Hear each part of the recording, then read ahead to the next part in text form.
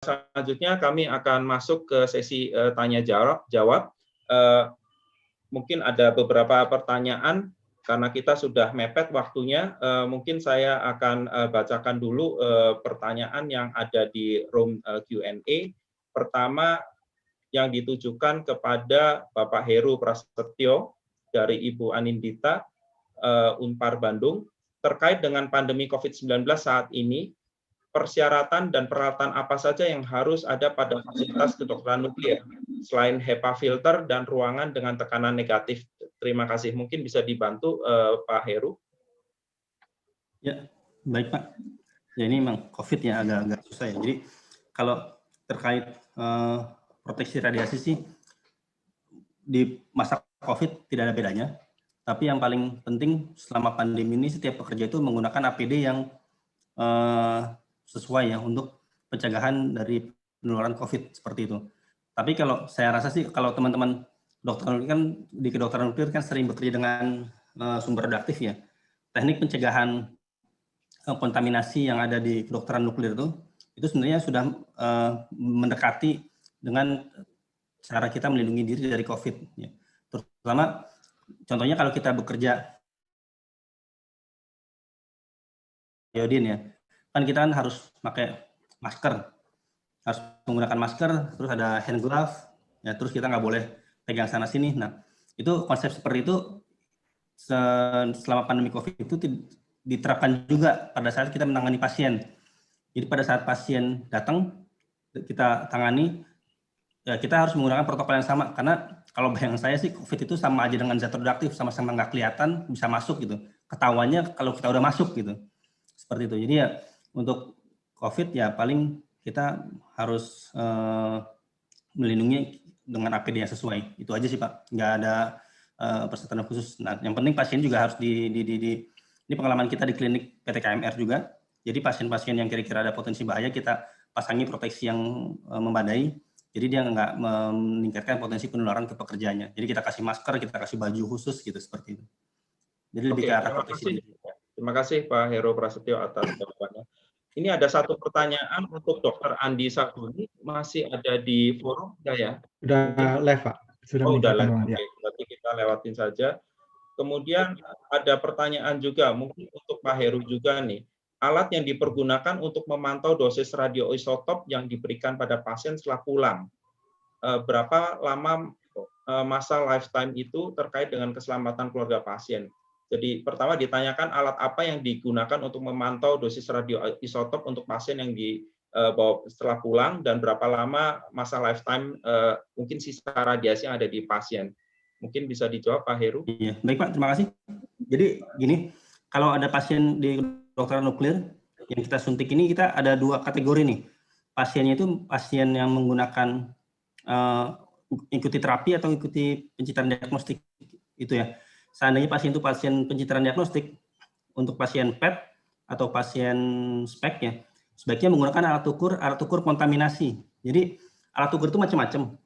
Biasanya kan kita kalau di lapangan itu nggak membedakan alat ukur ya, jadi alat ukur yang kita pakai itu agak beda-beda.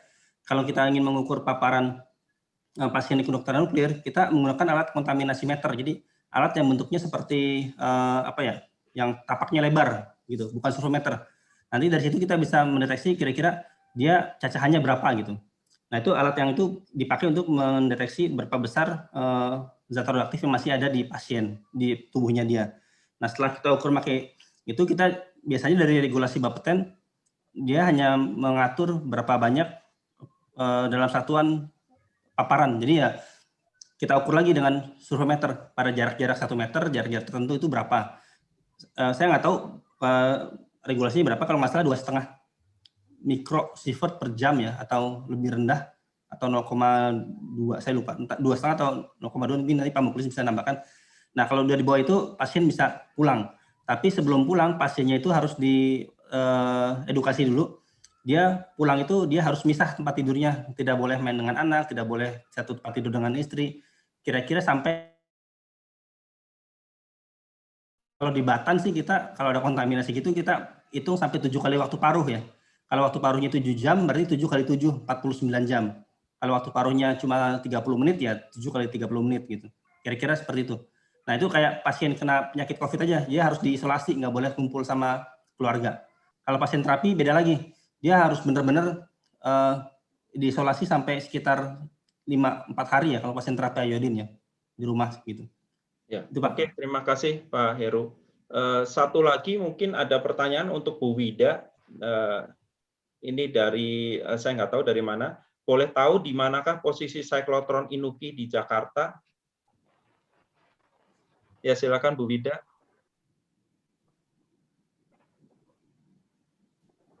Baik, terima kasih pertanyaannya. Seperti yang saya sampaikan tadi bahwa memang sudah ada 2 rumah sakit sesuai dengan perizinan yang tadi disampaikan bahwa ada.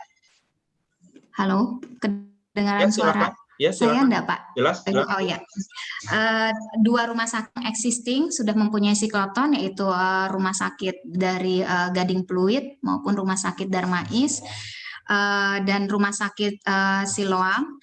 Tapi untuk saat ini kita sedang mengoptimalkan untuk 2 rumah sakit sedang dalam proses finalisasi proses untuk pengajuan perizinan dan juga rencana pengiriman dari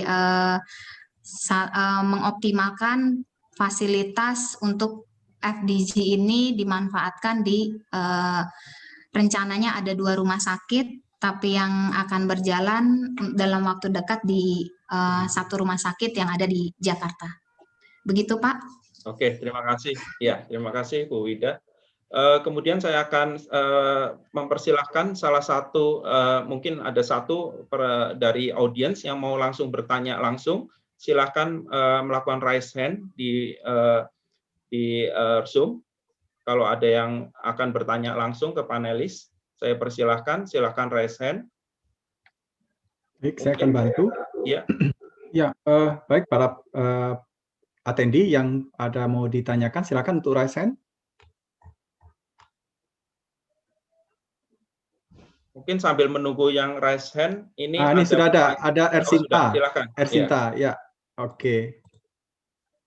Ya, silakan Bu Ersinta. Terima kasih Pak. Maaf saya bukan mau menanyakan, tapi mau menambahkan keterangan tadi yang disampaikan oleh Pak Heru mengenai paparan radiasi pada pasca pemeriksaan di kedokteran nuklir.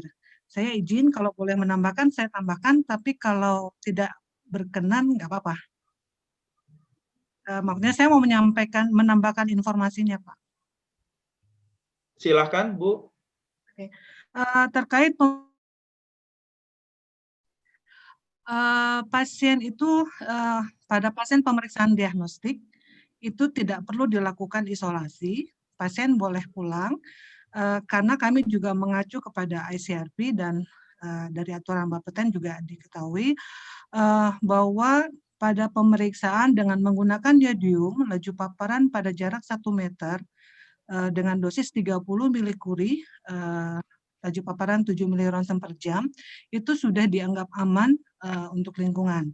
Dasar dari itulah, maka pada pemeriksaan diagnostik yang menggunakan radioaktif TC99M dan energi yang lebih rendah dari yodium, maka pemeriksaan diagnostik itu tidak dilakukan isolasi. Jadi pasien dapat pulang seperti biasa, tetapi kami memang di lapangan menginformasikan ke pasien bahwa dia tetap bila ada anak kecil itu tetap sama seperti yang disampaikan oleh Pak Heru, menjaga jarak, tapi tidak perlu sampai terpisah ruang tidur dari keluarganya yang lain.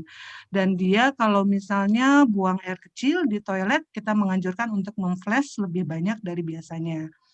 Nah, berbeda dengan yang terapi, kalau yang terapi ya dia harus dilakukan isolasi di rumah sakit sampai laju paparannya itu di bawah dari 7 milironsen per jam atau mendekati, kalau kami SOP-nya itu adalah 2 milironsen boleh pulang. Karena setelah pemeriksaan terapi yodium dilanjutkan dengan pemeriksaan SST untuk mengetahui distribusi obat yang sudah diberikan pada pasien terapi kanker tiroid. Ya, itu yang bisa saya sampaikan. Terima kasih atas kesempatannya yang diberikan. Ya, terima kasih Bu Sinta atas informasi tambahan yang diberikan. Mungkin Pak Muklisin ada tambahan mengenai dosis yang aman? Ya, terima kasih Atau Pak sudah Daniel. Saya kira sudah Ya. cukup jelas apa Sudah cukup ya. Bu Rini, mengingat di Ya. peraturan Bapeten pun sudah termuat akan hal tersebut, Pak. Terima kasih. Ya. Ya. Oke. Ya, terima kasih. Mungkin ada pertanyaan lagi. Ya, silakan kalau Bapak Ibu dari atendi ada yang mau. Oke, belum ada Pak. Mungkin dilanjut dulu. Ya, saya lihat mungkin sudah tidak ada pertanyaan lagi di sini. Tadi ada yang bertanya ke Pak Jati ya mengenai perhitungan perhitungan ketebalan proteksi ya Pak Jati, mungkin atau sudah dijawab di forum Pak?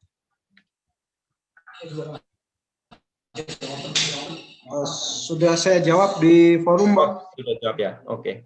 Ya. Ya. Oke, mungkin bila tidak ada waktu sudah menunjukkan hampir pukul 17. Mungkin terima kasih atas partisipasinya dalam webinar ini, dan kami, saya selaku moderator, mohon maaf apabila ada yang tidak berkenan selama webinar ini, dan mungkin kita bisa bertemu lagi di seminar-seminar atau webinar PTPI di tahun 2021 yang akan datang. Mungkin demikian dari saya. Terima kasih semua kepada seluruh panelis yang telah menyampaikan materinya, kepada Pak Muklisin, kepada Pak Heru, dan Pak Jati, dan juga kepada Inuki yang telah mendukung kami dengan moto Nuclear for Health and Prosperity, dan tentunya kepada PT Medika Abimanyu yang telah juga mendukung kami dalam pelaksanaan seminar ini dengan moto Trusted Moving Forward with You. Oke, terima kasih atas partisipasinya, dan saya kembalikan ke pembawa acara. Selamat sore. Baik, terima kasih banyak Dr. Daniel Kartawiguna untuk kesediaannya menjadi moderator. Selanjutnya kita akan melanjutkan ke acara yang terakhir, yaitu penutupan. Mungkin untuk menghemat waktu, saya persilakan Prof untuk memberikan kata penutup kepada Prof. Eko Supriyanto. Saya persilakan. Oke, ya, terima kasih Mbak Nisa. Ya, sudah saatnya kita mengakhiri acara kita. Jadi tentunya saya ucapkan sekali lagi terima kasih pada Pak Dr. Andi ya dari Kemenkes, kemudian di sini juga ada Pak Muklisin masih dengan kita dari Bapeten, Pak Heru dari Batan, kemudian ada Pak Dani Eka, Pak Jati, kemudian juga Ibu Wida, terima kasih, serta tidak lupa juga Pak Dr. Daniel ya, yang sudah dari awal sampai sekarang ini turut serta sebagai moderator pada hari ini.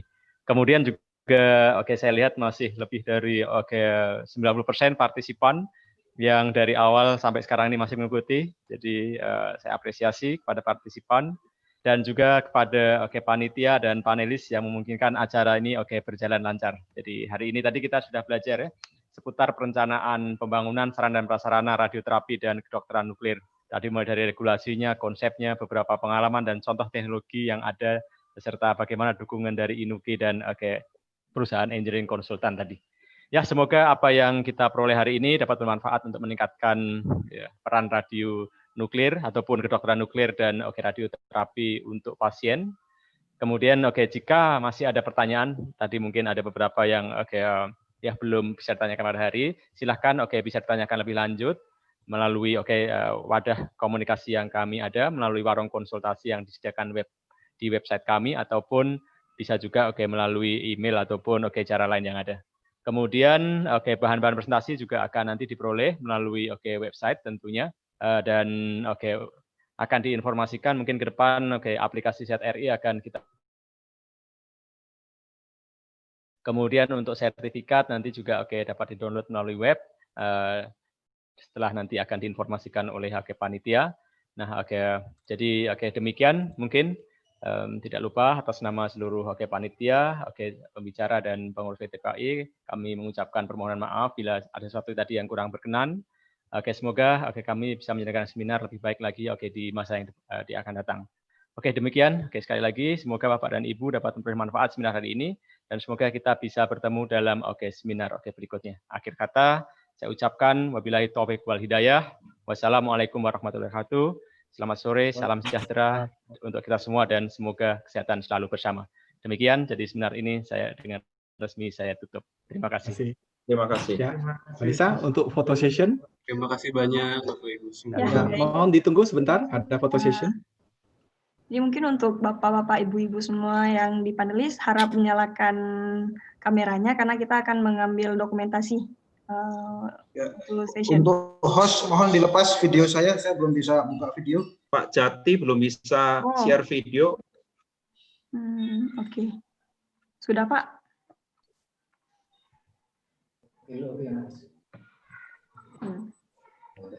Oke, baik. Mungkin ini apakah sudah siap semuanya? Mantap. Foto Pak. Mungkin Pak Dimas ya, Pak Dimas masih belum ini. Pak Dimas Pardede. Sudah. Sudah. Oh iya ya, baik. Mungkin dalam hitungan ketiga saya akan mengambil fotonya. 1, 2, 3. Oke, terima kasih banyak. Mungkin satu lagi ya, Bapak-bapak, Ibu-ibu mungkin fotonya satu lagi. 1, 2, 3. Baik, terima kasih banyak semuanya. Dr. Daniel, Bu Wida, Pak Mukhlisin, Terima kasih Pak semua. Heru, Terima kasih. Prof. Eko, Pak Dimas, Untuk- Pak Dani, Pak Jati. Untuk Pak post-test sudah Agung. buka ya? Oh iya, jadi informasi untuk para peserta, post-testnya sudah dibuka. Chatnya sudah kami berikan ke chat di Zoom. Oke, makasih Mbak Nisa. Terima kasih semua. Dr. Benny, Bu Wida, Terima kasih Bapak Ibu semua Pak atas Heru, Terima perhatiannya. kasih, Pak. Dr. Benny, Profesor Pak Agus, wah, Pak Pratikno Pak Agus semuanya. ganteng Pak.